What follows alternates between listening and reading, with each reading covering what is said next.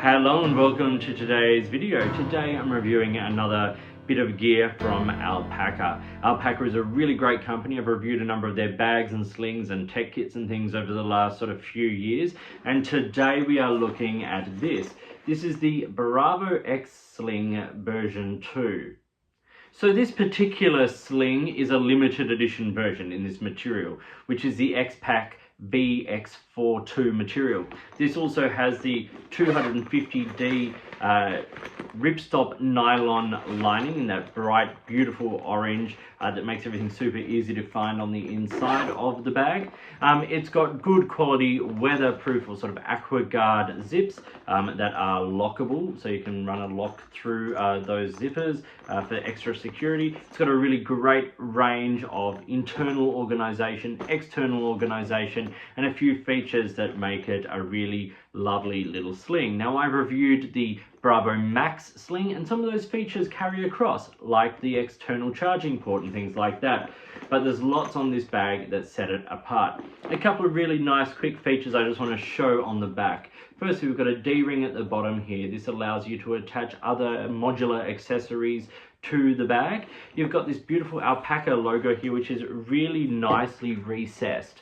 I really like how that's been done. The other feature on the back that I love is this handle, which is sort of recessed as well. So it sits nice and smooth. It's not gonna, you're not gonna feel that rubbing against you as you're wearing the sling. But it's there when you need it. And you can see, like, I don't know if I'll be able to get the camera picked up, but it's a little sort of slot kind of thing for it to sit in. Now, this bag can be worn one of three ways. It can be a crossbody sling, it can be over the shoulder, or it can be worn as a waist pack.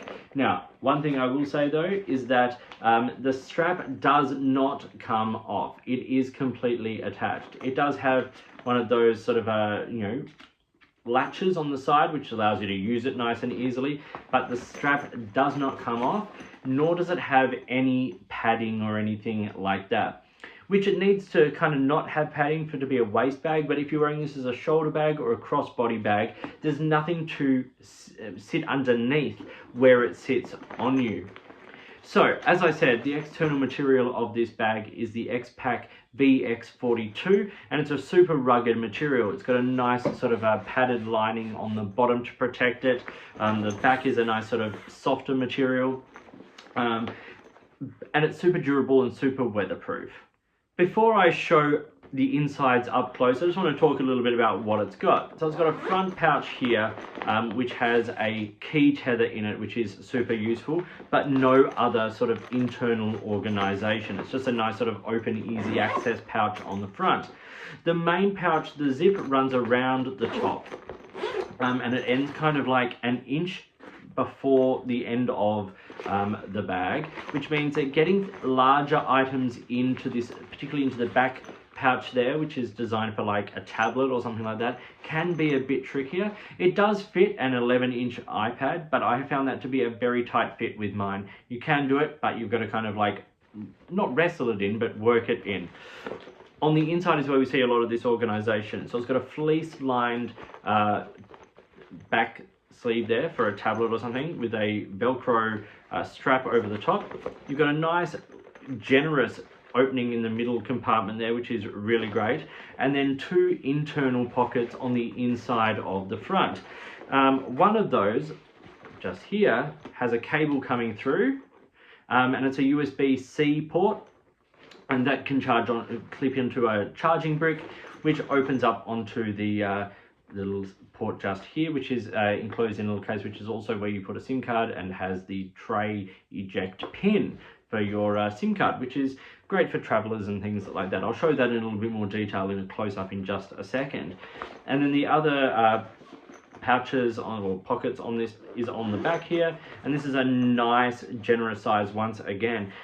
It's got that same 250D ripstop nylon, and it's got another of the mag lock key tethers here, which are really great. They're a really great system, and really modular, and they tie into that sort of hub system that Alpaka has. And then you've got two pouches here with the ripstop nylon, which are both really useful. So this is a great back compartment. This is also RFID safe. So if you want to put things like passports and cards and things in there, this is where they're going to be protected.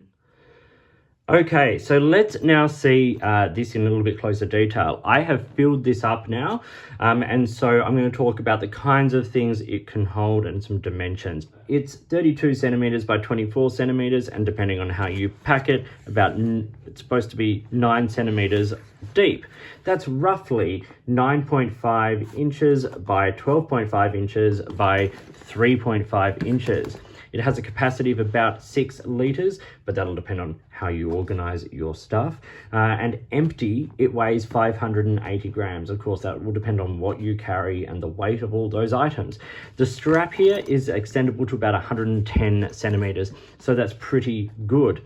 So, as I said, I've done a bit of a fill of this. One thing I really quite like is this key tether in here.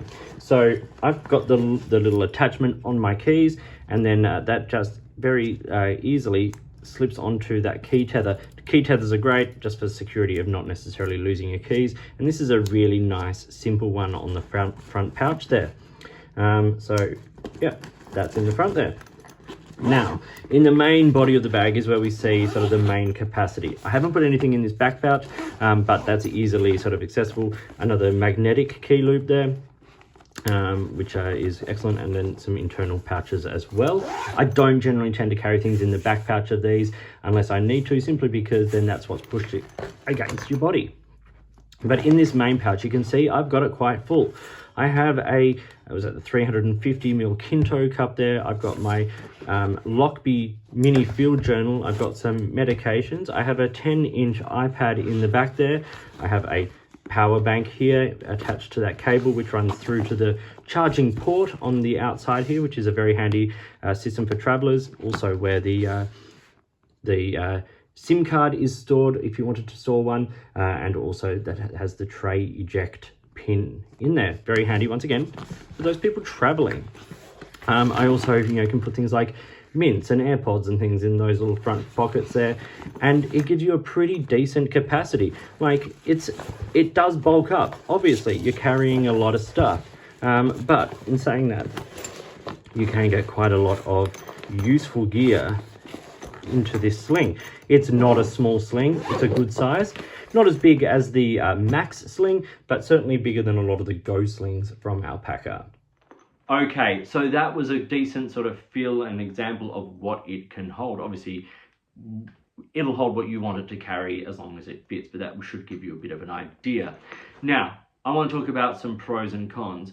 One of the first ones I kind of mentioned earlier, and that is the fact that the zip doesn't go all the way, opening up the top completely past the tablet sleeve. So getting a larger tablet, like a 10-inch tablet sort of in there, I found a little bit tight. It's okay, it's doable, but it is just a little bit tight. I just like a little bit more easy access to the majority of the bag. Another con for me is the fact that the strap can't be removed. If I wanted to replace this strap, I simply cannot. It's a bit of a shame that you can't remove that strap, because I personally would love something that is padded. So I might have to invest in getting like a padded sort of section that I can put over this. They are easily available from other brands, just to make this a little bit more comfortable, because once you start to get a bit of weight in there with a water bottle and an iPad and stuff like that, just this strap sort of sitting on your shoulder, you can start to feel it occasionally. And then the other con is something that people will have an issue with. I don't, and that is that massive logo on the back. It is huge. Now, I like the way it's been done, the way it's nicely recessed there, so you don't feel it or anything like that, but it is quite big. Now, obviously, when you're wearing the bag, you're not going to see that. The only logo you're going to see is the Alpaka logo there on the front. But this is massive, so it will be an issue for some people, perhaps, not for me personally. But there are tons and tons of pros. Firstly, I really like the size and capacity of this bag. It's a good size for me. It fits nicely on my side or on my chest. It doesn't feel bulky. It doesn't feel like it's sort of getting in the way. I can still get around relatively easily with it there. I don't feel like it's uncomfortable on public transport and those kinds of things. I love the fact that it holds my iPad, so which makes this a perfect bag for me for rehearsal. I like to go to rehearsal with a notebook, a drink bottle and my iPad quite regularly, and that ties in beautifully here. So if that's the kind of size carry you're doing, or an A5 notebook or something like that, this is a really great fit. I love how robust the materials are. The X-pac VX42 on the outside and the 250D nylon ripstop interior, beautifully resilient. They will show a few little scuff marks and things like that over time, but you're not going to get like tears or anything like that. The sewing and the the stitching and everything is well done, and all the stress points like that strap are really well considered. I don't have an issue with how any of the handles are sewn on. They're secure, they're strong, all of those kinds of things. It's got a great build quality, and that makes it a really sort of tempting offer, particularly at this kind of price point. And while we're here, let's talk about that price point. So this retails for 195 Australian, or about 119 US when I checked the other day, and that is fine. For me, that is an okay price point. You are going to get slings that are a lot cheaper than this. They will not have a lot of the features and a lot of the attention to detail that this one does. And you'll also get bags a lot more expensive than this that don't have this sort of detail. So this sits in a really lovely price point. Things like the nice sort of rugged material base there, the adaptability, the way the details like how the handle is sort of recessed into the into that padded back there, the build quality, the zippers, all that kind of stuff, the materials.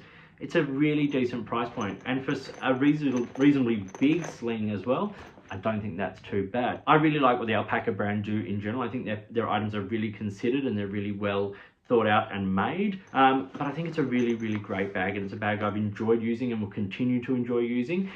Later on in the year, I'll probably do like a little comparison video between this and this Bravo Max sling, and if you're interested, let me know, and I'll do one between this and say like the Go Sling, which is another ready go-to one that I use a lot. So thank you for watching this video today about the Bravo X Sling V2 in the Black VX42 material. I hope you found it interesting and useful. Please like and subscribe, hit the notifications button, all that kind of stuff. If you've got products you think I should be looking at, let me know. I'd love to hear from you. Or if you'd like to support the channel, I'd really like to hear from you as well. In the meantime, enjoy your gear, enjoy everything you do, and I'll talk to you soon.